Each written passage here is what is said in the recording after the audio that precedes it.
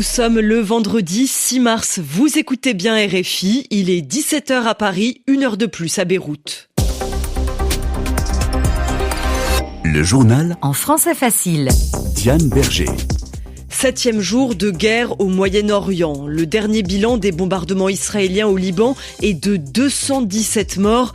La banlieue sud de Beyrouth a été attaquée et le Premier ministre libanais appelle à l'aide. Donald Trump prévient, la guerre va continuer tant que l'Iran n'aura pas capitulé. La situation est suivie de près par les Iraniens qui vivent à l'étranger. Beaucoup ont célébré la mort du guide suprême, Ali Khamenei, mais ils sont inquiets pour leurs proches encore sur place.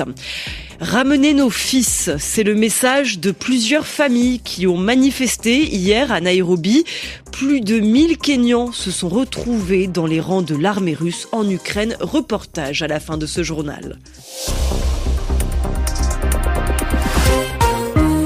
Crise humanitaire majeure au Moyen-Orient. L'agence de l'ONU pour les réfugiés sonne l'alerte et elle demande une réponse immédiate de tous les acteurs de la région. Rien qu'au Liban, les dernières frappes israéliennes ont fait 300 000 déplacés selon une ONG norvégienne. L'armée israélienne a frappé à plusieurs reprises la banlieue sud de Beyrouth au Liban la nuit dernière et ce matin. Un secteur habité en temps normal par 700 000 habitants. Beaucoup d'entre eux ont dû fuir. C'est le cas d'Eva, une enfant de 12 ans. Il y a eu des bombardements tout proches. On a eu très peur. Moi, j'ai très peur qu'il arrive quelque chose à quelqu'un de ma famille et j'ai peur de perdre ma maison. On y a tous nos souvenirs. Je ne sais pas à quoi ressemblera demain. L'armée israélienne a aussi bombardé plusieurs autres villes du pays. Selon le ministère de la Santé libanais, les frappes ont fait 217 morts et 798 blessés depuis lundi, date à laquelle le Hezbollah, ce mouvement allié de l'Iran au Liban, a lancé une attaque contre Israël. Face à cette crise catastrophique, le Premier ministre libanais Nawaf Salam demande l'aide de la communauté internationale. Vous êtes tous conscients qu'Israël a émis un ordre d'évacuation à tous les habitants de la banlieue sud de Beyrouth. Je suis sûr que vous avez vu l'ampleur du déplacement forcé des citoyens libanais du sud du Liban et de la banlieue sud de Beyrouth. Cette situation est grave et notre responsabilité est grande. Les conséquences de ce déplacement sur le plan humanitaire et politique pourraient bien être sans précédent. Une catastrophe humanitaire se profile. Aujourd'hui, nous faisons appel à vous, amis du Liban, pour exiger de manière claire et forte qu'Israël mette fin aux attaques militaires contre les populations, aux déplacements, et il est tout aussi crucial que les infrastructures du Liban soient préservées. Le Hezbollah continue de son côté ses attaques contre le sol israélien. D'après l'armée israélienne, le mouvement libanais a tiré environ 70 roquettes en direction de l'État hébreu aujourd'hui.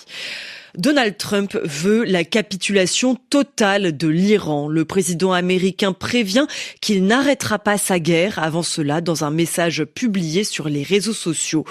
Les frappes ne semblent donc pas prêtes de s'arrêter.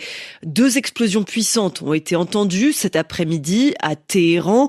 Les bombardements sont nombreux contre l'Iran qui continue de répondre avec des attaques sur les autres pays de la région. Tel Aviv en Israël a été frappé aujourd'hui. Des explosions signalées également à Bahreïn ou encore dans le centre de la capitale du Koweït. Des drones ont aussi touché un aéroport et des champs de pétrole à Bassora en Irak. Les membres de la diaspora iranienne en France suivent évidemment de près la situation. À Marseille, par exemple, la communauté iranienne est assez petite. Elle compte environ 200 personnes. Parmi elles, Rana. Elle est très active. Elle organise des manifestations pour alerter sur la situation de ses proches dans le pays. Notre journaliste Yoram Meloul a pu la rencontrer. Rana, la trentaine, espère que la guerre va permettre de faire tomber définitivement le régime. Cette guerre qui est arrivée, je pense qu'on l'a demandé un peu.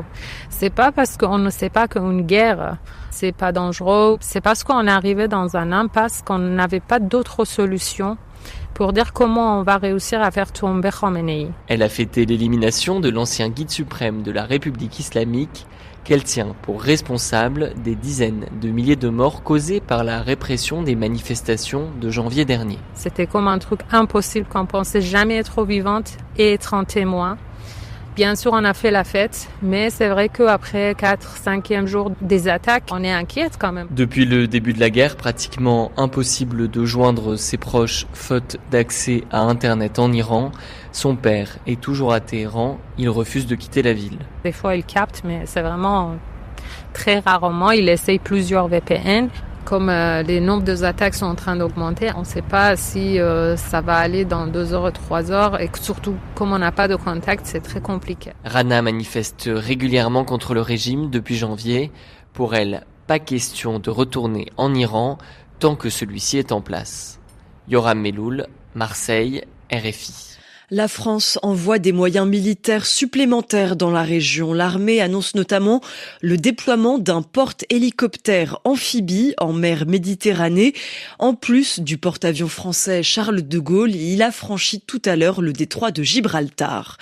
L'Ukraine annonce également envoyer des renforts au Moyen-Orient, des militaires spécialistes des drones pour aider les États-Unis et leurs alliés face aux attaques de Téhéran. L'Ukraine qui se dispute une nouvelle fois avec la Hongrie. En effet, les autorités hongroises ont arrêté 7 Ukrainiens employés d'une banque d'État ukrainienne. Budapest les accuse de blanchiment d'argent. Kiev dénonce des arrestations arbitraires, injustes, en pleine guerre de la Russie contre l'Ukraine. La Russie qui est, on le rappelle, une alliée de la Hongrie. Le président ukrainien Volodymyr Zelensky menace donc le président hongrois de représailles, notamment s'il continue de bloquer un prêt européen de 90 milliards d'euros pour l'Ukraine.